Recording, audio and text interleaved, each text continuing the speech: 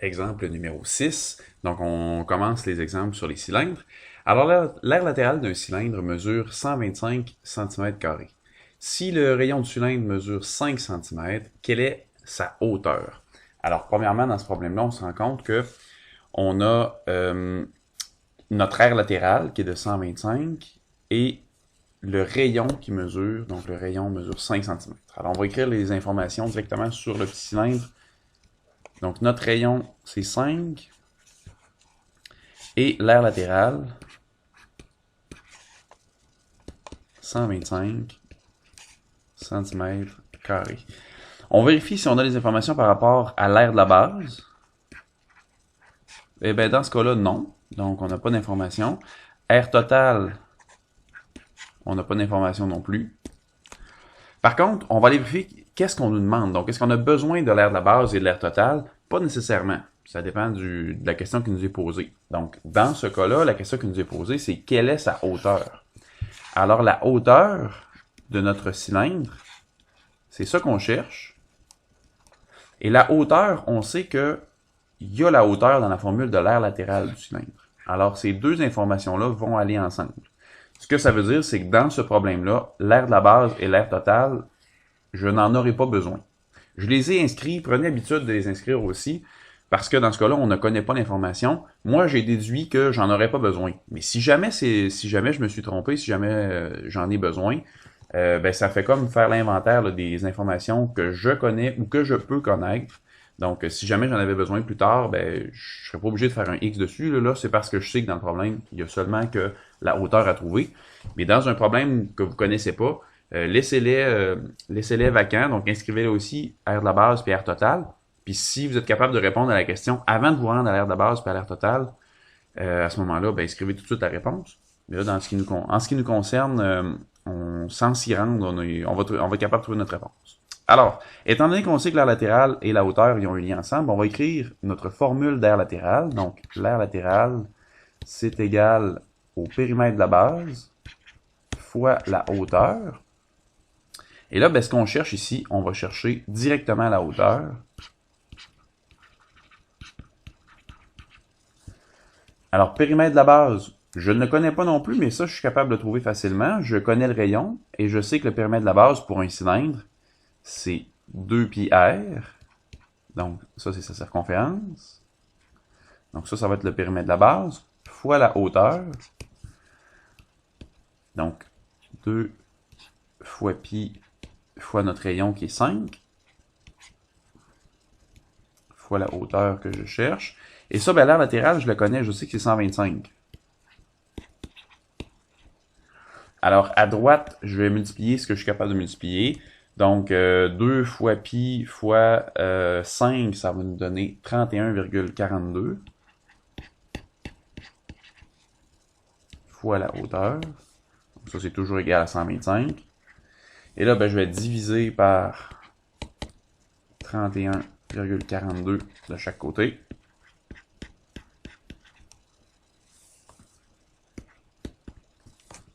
Alors, 125 divisé par 31,42, ça nous donne 3,98. Et ça, c'est des centimètres. Et à droite, il nous reste que H, et c'est ça qu'on cherchait. Alors, directement, je peux aller mettre la réponse 3,98 cm. Exemple 7 maintenant. Alors, l'aire totale d'un cylindre est de 400 cm². Sachant que l'aire de ses bases est de 20 cm², quelle est l'aire latérale de ce cylindre? Donc, je vais aller noter les informations que je connais. Je connais son aire totale. Je connais l'aire de ses bases. Donc, l'aire de chacune de ses bases. Donc, l'aire d'une base, 20 cm².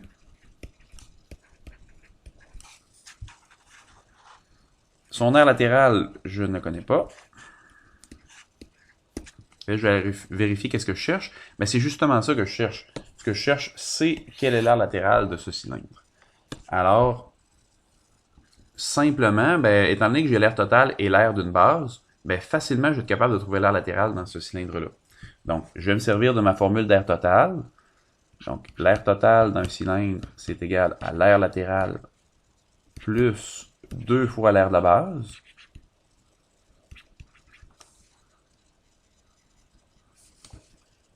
Alors ici, première étape. Première étape, en fait, qui sera ma seule, là, je cherche l'air latéral du cylindre.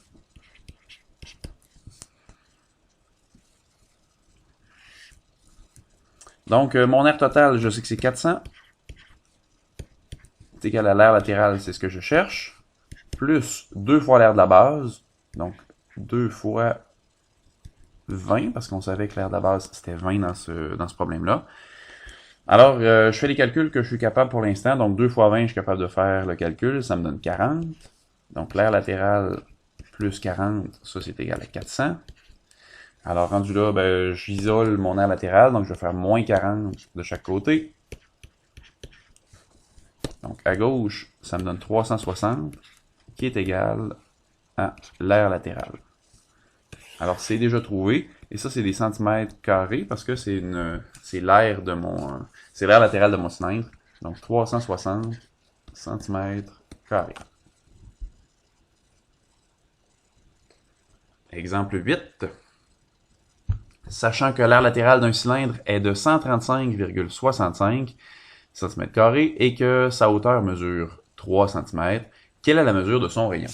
Alors, ce que je cherche là-dedans, c'est son rayon. La hauteur, je sais que c'est 3. Je sais que l'air latéral est de 135,65. Donc, l'air latéral, 135,65. L'air de la base, je ne connais pas. L'air total, je ne connais pas. Le rayon, je ne le connais pas non plus. Alors, compte tenu des informations que j'ai l'air latéral et je cherche. Donc, ce que je cherche vraiment, là, la question qui m'est posée, c'est quelle est la mesure de son rayon. Donc, c'est celui-là que je cherche. Alors, vu que je cherche le rayon, et que les deux pour lesquels j'ai mis un astérisque, donc l'air latéral et le rayon, ben les deux ils ont un lien ensemble. Parce que l'air latéral d'un cylindre, il y a le rayon à l'intérieur. Alors, en une seule formule, ben, je serai capable de trouver la valeur que je cherche. Donc, la formule dont j'aurai besoin, c'est justement la formule de l'air latéral d'un cylindre. Donc, air latéral du cylindre, c'est égal au périmètre de la base fois la hauteur de notre cylindre. Alors, périmètre de la base pour un cylindre, ben, c'est la circonférence, c'est 2 pierres. La hauteur, je sais que c'est 3 cm dans le contexte. Je sais que l'air latéral vaut 135,65. Alors, ben, rendu là, je vais faire les calculs que je suis capable de faire et j'isolerai tantôt. Donc, dans les calculs que je suis capable de faire, à droite de mon égalité, 2 fois pi, donc je vais les surligner là, 2 fois pi fois 3, quand je multiplie tout ça ensemble, ça me donne 18,85. Donc, tout ça fois R. À gauche, ça n'a pas changé, j'ai pas fait d'opération. Et là, ben, je suis rendu à isoler, donc je vais avoir R tout seul. Ça veut dire que je veux éliminer le 18,85. Et pour l'éliminer, étant donné qu'il est multiplié, ben, je vais faire l'opération inverse. Je vais le diviser.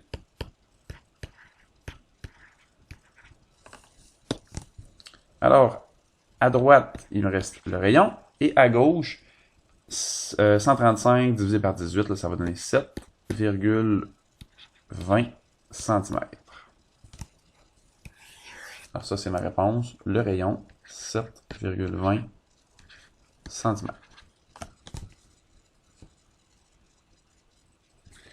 J'ai pas pensé indiquer qu'est-ce que je cherchais, mais évidemment, dans ce contexte-là, j'avais une seule étape, et ce que je cherchais, eh bien, c'était mon rayon. Donc, il y avait une seule étape dans ce problème. Et là, une seule étape, ça ne sera pas le cas du dernier, donc le problème numéro 9. Lui, il y aura plus d'une étape. Donc, c'est le seul là, dans les cylindres qu'on aura fait pour lequel il y aura plus d'une étape. Mais le concept va rester le même que dans les prismes et les pyramides. Alors, on va lire le problème. Détermine la hauteur du cylindre. Donc, ce qu'on cherche, hauteur, on ne la connaît pas et on la cherche. Sachant que son aire totale est de 571,77.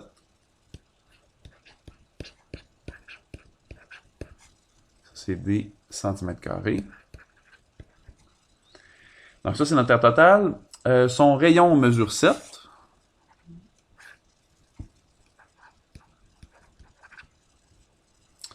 On n'a pas d'informations sur son aire latérale.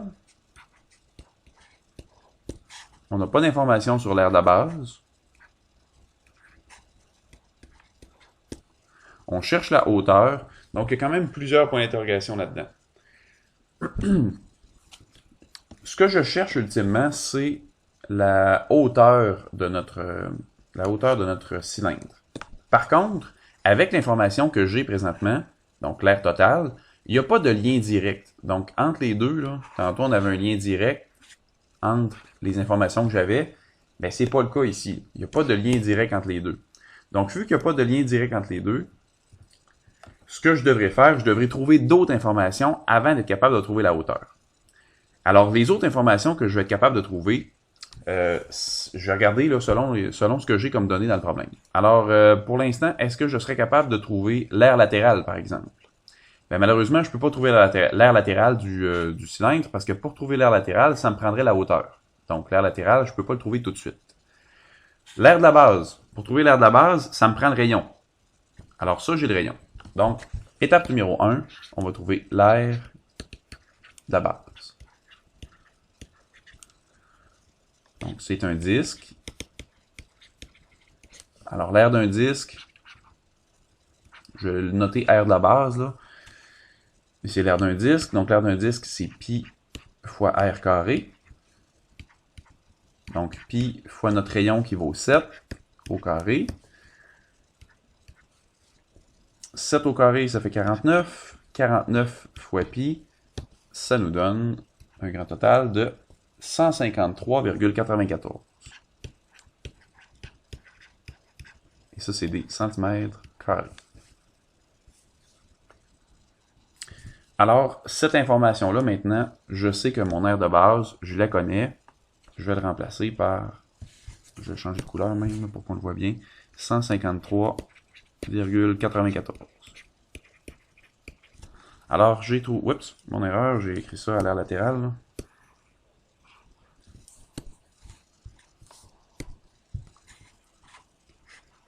Donc, 153,94.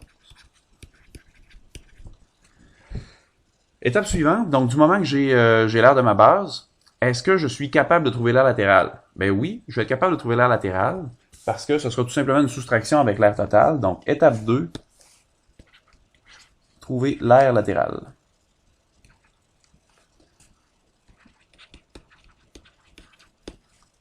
Alors, l'aire latérale dans un cylindre, c'est égal au périmètre de la base fois la hauteur. En fait, c'est pas cette formule-là dont j'aurais besoin tout de suite. J'aurais besoin de la formule d'aire totale en premier. C'est ça que je disais tout à l'heure. Donc, j'aurais besoin de la formule d'aire totale. L'aire totale qui est égale à l'aire latérale plus 2 fois l'aire de la base. Donc, l'aire totale, je sais que c'est 571,77. L'aire latérale, je les trouve, c'est ce que je cherche. L'aire de la base, c'est ce que j'ai trouvé tantôt. Donc, 2 fois 153,94. Alors, 571 est égal à l'aire latérale plus... Donc, la somme des deux, là, 2 fois 153,94, ça donne 307,88. Alors, on va faire moins 307,88 de chaque côté.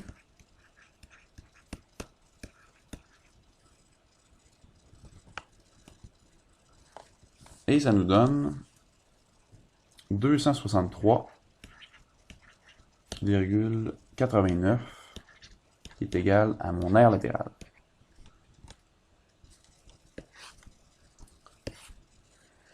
Alors, même chose que tantôt, je peux aller le placer là, dans mon tableau d'information.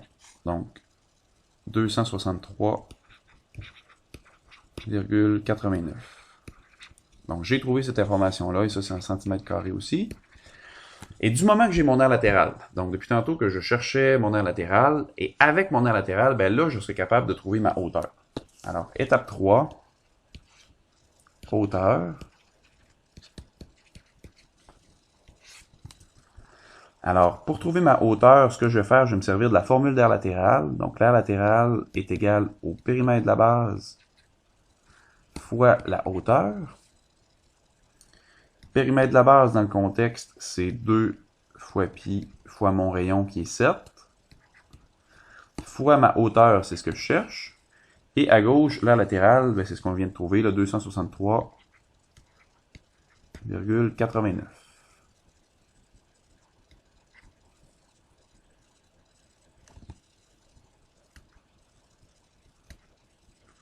Alors, 2 fois pi fois le rayon, ça me donne 43,98 fois la hauteur, qui est toujours égale à 263,89. Alors, il me reste à diviser par 43,98 de chaque côté.